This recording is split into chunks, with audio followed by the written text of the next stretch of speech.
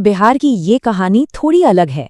इसमें एक सरकारी योजना है, एक बड़ा वादा है और फिर उसी वादे को लेकर एक जोरदार विरोध प्रदर्शन। आइए इसे परत दर परत समझते हैं। तो आखिर ये सब हो क्यों रहा है? ये महिलाएं पटना में जेडीयू पार्टी ऑफिस के बाहर क्यों इकट्ठा हुई हैं?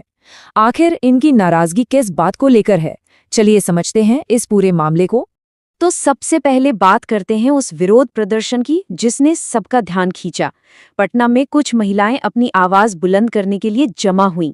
बात है जनवरी 2026 की। जनता दल यानी जेडीयू के पार्टी ऑफिस के बाहर कई महिलाएं जमा हो गई और उनका आरोप सीधा और साफ था। सरकार ने जो वादा किया था वो निभाया नहीं।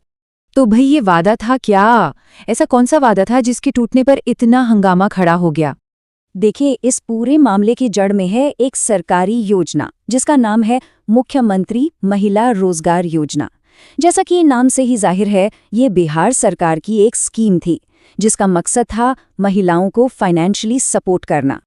और ये सपोर्ट कितना था? 10,000 रुपए का। प्लान ये था कि हर महिला को अपना कोई काम धंधा शुरू करने के लिए ये 10,000 रुपए दिए जाएंगे, एक तरह की शुरुआती मदद। और देखिए, इस स्कीम के पीछे सोच बहुत अच्छी थी। मकसद था कि महिलाएं अपना खुद का कोई छोटा मोटा बिजनेस शुरू कर सके, अपने पैरों पर खड़ी हो सके, मतलब आत्मनिर्भर बने। अब जरा स्कीम की टाइमलाइन को समझिए।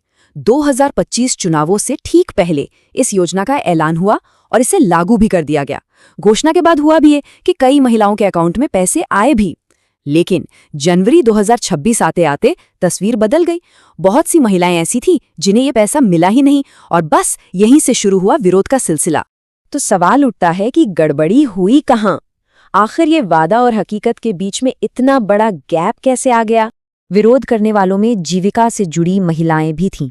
आपको बता दूं कि जीविका बिहार में ग्रामीण आजीविका से जुड़ा एक बहुत बड़ा कार्यक्रम है।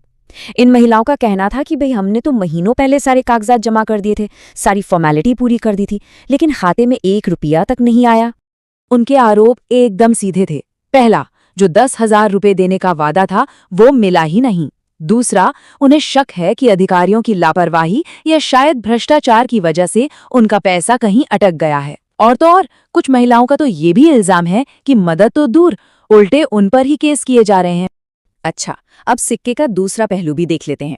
सरकार का ऑफिशियल स्टैंड ये है कि ये जो पैसा है ये कोई लोन नहीं है जिसे वापस करना पड़े, ये तो बस महिलाओं को सपोर्ट करने के लिए एक मदद है।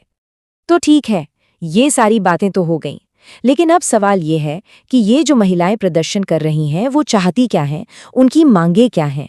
उनकी मांगे 2 हैं और बिल्कुल साफ साफ।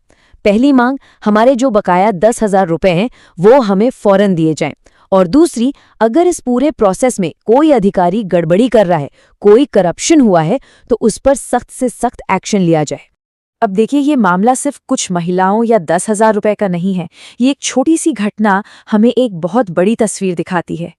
एक तरफ है वादा, आत्मनिर्भरता का, सरकारी मदद का, सशक्तिकरण का, और दूसरी तरफ है हकीकत, कम से कम इन महिलाओं के लिए। महीनों का लंबा इंतजार, भ्रष्टाचार के संगीन आरोप और अपने ही हक के लिए सड़कों पर उतरने की नौबत। और यहीं पर आकर हम एक बहुत बड़े सवाल पर रुक जाते हैं।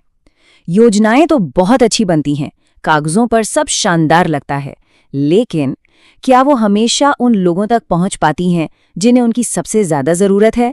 और अगर नहीं, तो फिर इन योजनाओं को बनाने और उन्हें जमीन पर उतारने के बीच की ये जो खाई है, इसे आखिर भरा कैसे जाएगा?